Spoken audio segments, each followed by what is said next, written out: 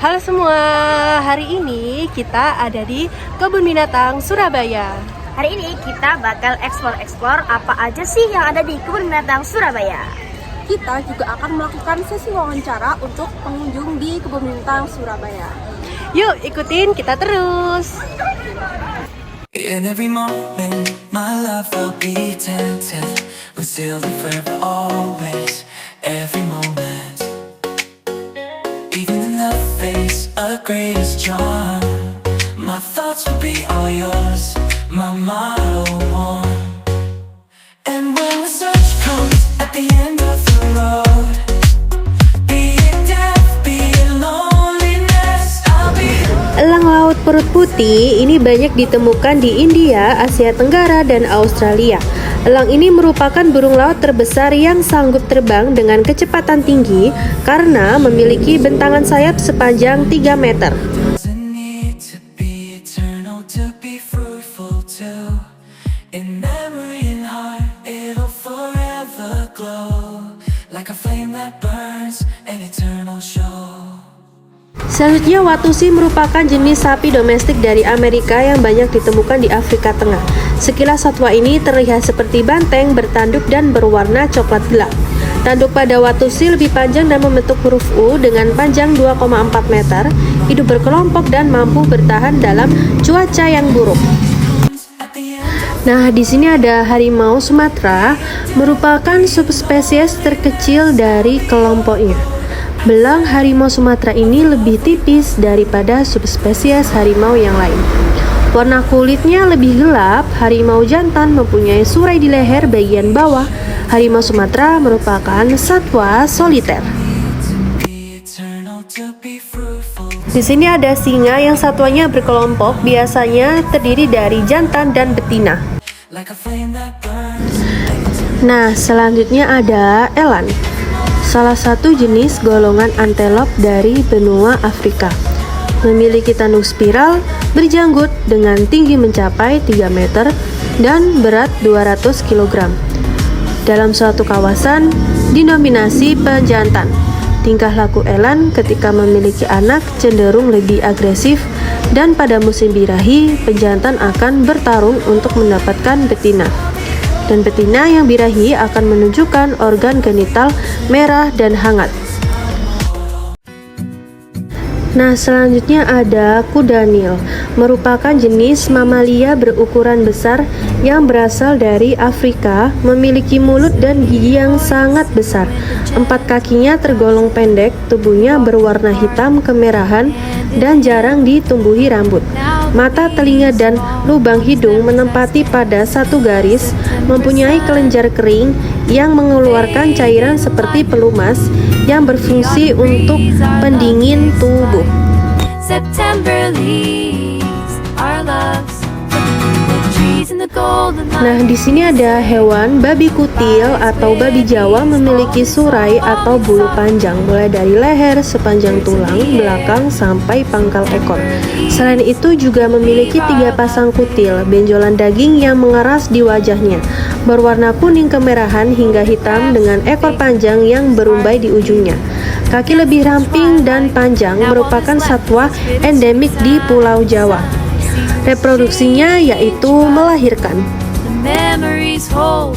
Nah, di sini ada rusa timor, merupakan salah satu jenis rusa tropis yang penyebarannya paling luas di Indonesia. Rusa jantan mempunyai tanduk yang disebut rangga yang bercabang. Rangga sempurna ditandai dengan terdapatnya 3 ujung runcing. Tubuhnya ditumbuhi rambut berwarna coklat kemerahan hingga abu-abu, kecoklatan dan bagian bawah perut dan ekor yang berwarna putih. Habitatnya hidup di tepi hutan, hutan savana, dan padang rumput. Reproduksinya yaitu melahirkan.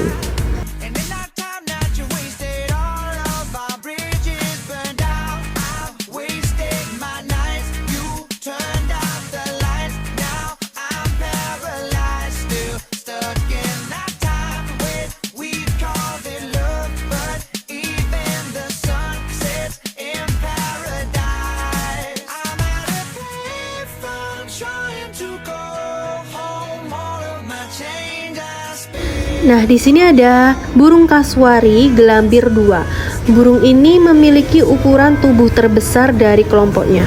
Tingginya mencapai 180 cm, berbulu kasar dan berwarna hitam.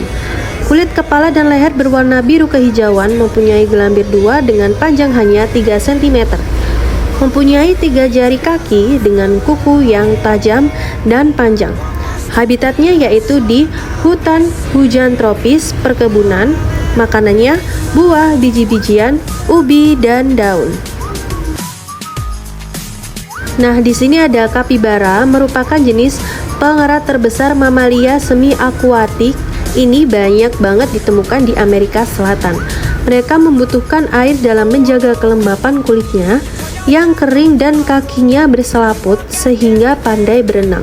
Sebagai satwa krepuskular, satwa ini aktif saat fajar atau senja. Memiliki suara yang unik untuk berbagi informasi, terutama saat dalam bahaya. Habitatnya di hutan hujan, dataran bersemak, rawa, hutan mangrove, padang rumput. Reproduksinya yaitu melahirkan.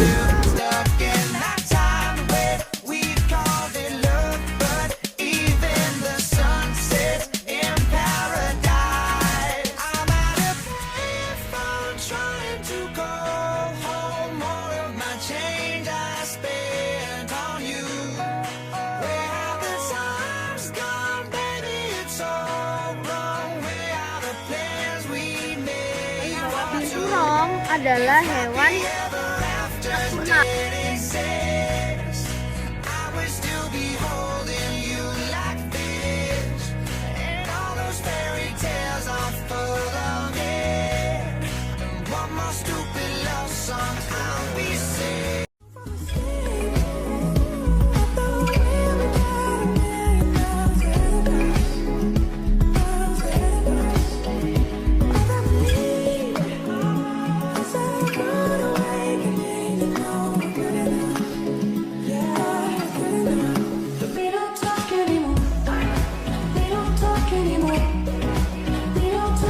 Di sini ada sitatunga, merupakan salah satu jenis antelop rawa yang memiliki rambut berwarna coklat kemerahan yang menutupi seluruh tubuh dengan pola garis-garis belang putih pada bagian punggung hingga ekor.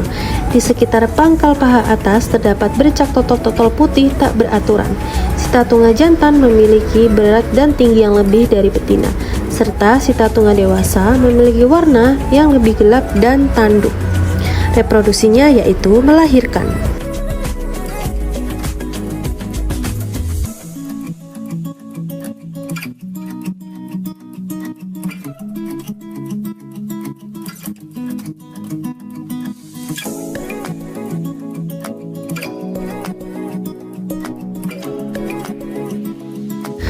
Di sini ada gajah Sumatera, merupakan satwa endemik di Indonesia. Gajah termasuk spesies dari kelas mamalia yang berukuran besar. Gajah Sumatera jantan mempunyai gading. Gajah Sumatera pada bagian atas kepala memiliki tonjolan tidak datar seperti gajah Afrika. Telinga gajah Sumatera ini lebih kecil dan berbentuk segitiga dan memiliki 5 kuku kaki bagian depan dan 4 kuku bagian belakang. Reproduksinya yaitu melahirkan. Dan makanannya kulit pohon, ranting muda, daun, bunga dan buah, juga tanaman, perdu dan rumput. Habitatnya di dataran rendah, pegunungan, dan padang rumput. Setelah kita berkeliling sedikit tadi, kita sekarang menemukan narasumber pertama nih yang akan kita wawancarai mengenai fasilitas yang ada di Kebun Binatang Surabaya. Cekidot. Halo Kak, boleh perkenalkan dulu namanya siapa? Halo, nama aku Priyati Diali. Asalnya? Aku asal Surabaya. Oke, aku ada pertanyaan nih buat kakaknya. Kakaknya tuh kira-kira udah berapa kali sih datang ke Kebun Binatang Surabaya ini? Mungkin aku datang ke Kebun Binatang Surabaya ini sudah 3 kali ya, kurang lebih 3 kali. Nah, dari ketiga kali datang ini, menurut kakaknya apa sih fasilitas yang tersedia di Kebun Binatang Surabaya ini? Apakah sudah memadai? untuk anak-anak melakukan pembelajaran, mengingat kalau Kebun Binatang Surabaya ini tuh sering dijadikan objek wisata belajar oleh beberapa sekolah-sekolah. Kalau menurut saya di Kebun Binatang Surabaya ini fasilitasnya sudah cukup memadai ya, karena ada beberapa penjelasan setiap satuannya, mulai dari jenis makanannya, asalnya, dan penjelasan singkat. Tapi ada beberapa penjelasan di pelangnya setiap satwa dan petunjuk arahnya itu sudah mulai pudar. Terus apakah informasi yang tercantum tadi di papan keterangan hewan cukup jelas dan mudah dipahami?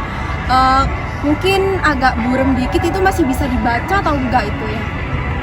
Seperti yang saya jelaskan di awal, mungkin ada yang bisa dibaca, ada yang enggak, mungkin ada yang penjelasannya itu kan dari kaca itu yang udah pecah, jadi udah ada yang belum bisa dibaca. Menurut saya kalau diperbaiki lagi fasilitasnya, mungkin ditambahi seperti digital, seperti video edukasi, ditambahi seperti penjelasan melalui suara agar anak-anak yang belum baca itu bisa tahu melalui mendengarkan penjelasan dari suara. Oke, menurut kakak apa nih masukan untuk Kebun Binatang Surabaya ke depannya biar lebih baik mungkin? Masukannya ya mungkin untuk memperbaiki fasilitas sama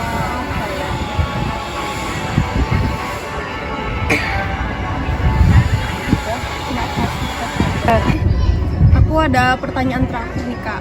Apa sih pendapat kakak setelah berkeliling dan melihat-lihat Kebun Binatang Surabaya ini?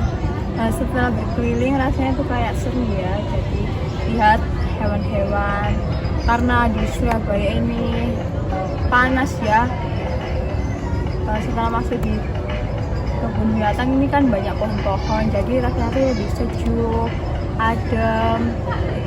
Dan kebetulan saya kesini hari Senin ya, di weekday pun tetap rame, anak-anak yang lihat-lihat, gak aja yang rame.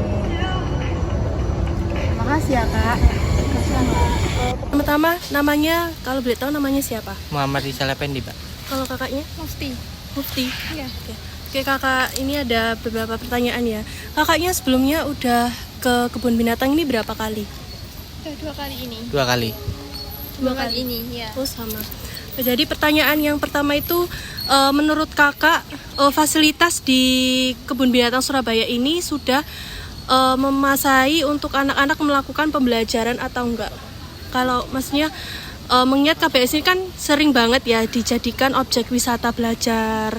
Terus itu oleh beberapa sekolah-sekolah. Nah, menurut kakak itu di KBS ini tuh udah memadai atau enggak untuk anak-anak melakukan pembelajaran? Sudah sih, Kak. Saya sudah. Sudah. Soalnya kayak lebih lengkap aja daripada di tempat yang lain. Kalau kakaknya? Ya sama, lengkap kayak di tempat lain. Oke. Yang kedua, apakah informasi yang tercantum pada papan keterangan di hewan itu cukup jelas dan mudah dipahami? Sangat jelas, Kak. Sudah jelas. Juga sudah bisa untuk dipahami. Udah. Udah. Oke. Yang terakhir, apa pendapat kakak setelah berkeliling dan melihat-lihat kebun binatang di Surabaya ini? Setelah Sangat kakak melihat-lihat. bagus. Ya cukup lengkap lah hewannya. Cukup lengkap. Kakaknya? Untuk tempatnya itu luas, bagus, juga kebersihannya terjaga. Cuman ada di minusnya buat di tempat parkirannya. Di tempat parkirannya. Oke. Terima kasih ya kak. Nah teman-teman, itu tadi cuplikan video-video di Kebun Binatang Surabaya. Dan ada juga video pendapat dari pengunjung Kebun Binatang Surabaya tentang fasilitas yang ada di Kebun Binatang Surabaya. Nah, kalau dari kita sendiri sebenarnya di Kebun Binatang Surabaya tuh sudah lengkap banget fasilitasnya. Cuma yang disayangkan adalah petunjuk arah yang kurang. Jadi para pengunjung tuh biasanya dia tuh terserah gitu kelilingnya, tidak urut binatang-binatangnya. Jadi terkadang ada beberapa satwa yang terlewat. Nah, itu yang sangat disayangkan. Dan juga seperti yang narasumber sampaikan tadi, ada beberapa plang-plang dari binatang yang sudah pudar. Gitu sih. Nah, itu tadi penjelasannya. Sekian video dari kami. Assalamualaikum warahmatullahi wabarakatuh. Bye-bye. Bye bye.